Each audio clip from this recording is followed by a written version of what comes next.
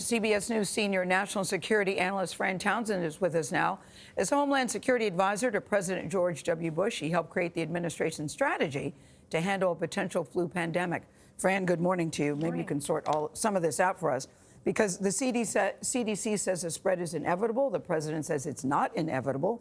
What do you make of the mixed messages coming from the White House? Because everybody agrees it is a public health emergency. It's certainly a public health emergency. I think the president is trying to be reassuring to the American public. I think people are understandably frightened and concerned.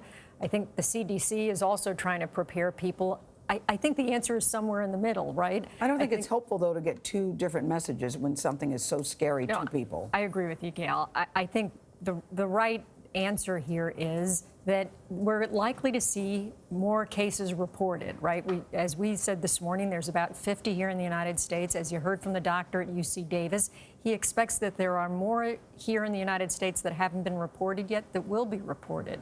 Look, we don't know where the woman in California was infected.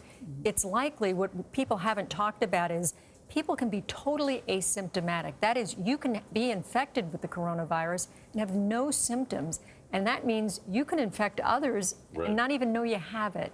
And so that may be part of the answer to this woman or man in California. Fran, how does the coronavirus compare to the flu pandemic that you prepared for during the Bush administration? So to give you a sense, Tony, Anthony, the flu has a morbidity rate, a death rate, on an average of 0.1%. A really bad flu is a 0.5% death rate. This, right now, we believe, is a 2% death rate, right? So it's much worse. We don't know if that's right because we don't know if there are more cases out there than we realize. And so it remains to be seen. But that's part of what makes this so dangerous. And so that's why public health officials, they've declared the emergency because they're trying to get ahead of this and in preparation. From what you've seen so far, is the Trump administration doing enough to control an outbreak? You know, the federal government, I think we have to understand the federal government really supports and has got to get the preparations right for the local response, right? Part of the reason you appoint Pence, who is a governor, to oversee the response is because in the end, governors and mayors are the people on the front lines of this who are going to have to do it. And so you see in the budget request, for example, they're looking for masks and ventilators. They're looking to get the sort of equipment that public health workers who are going to be on the front lines here are going to need, because those are the people who are going to have to man the response. If people sitting here watching you today, what's your best advice? Should we fly, not fly, wear a mask, not wear a mask? What are the resources? Where do we go to get the answers? So first and foremost, listen to Dr. Tony Fauci, who's advised Republican and Democratic presidents on infectious disease for 40 years.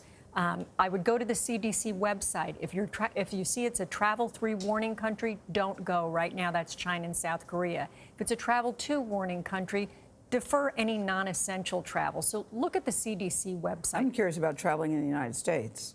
So you want to look at, there are no travel restrictions here in the United States, but you do want to look at where are the nodes of outbreaks, right? And do you need to travel to those places? Where are those infections right now? And you know, it never hurts washing your hands with warm water and soap, 20 seconds. Get your flu shot, right? Because if you get your flu shot and then you get symptoms, at least you're going to help the doctors rule out what it's not. All right. Fran Townsend, thanks so much. Good to see you.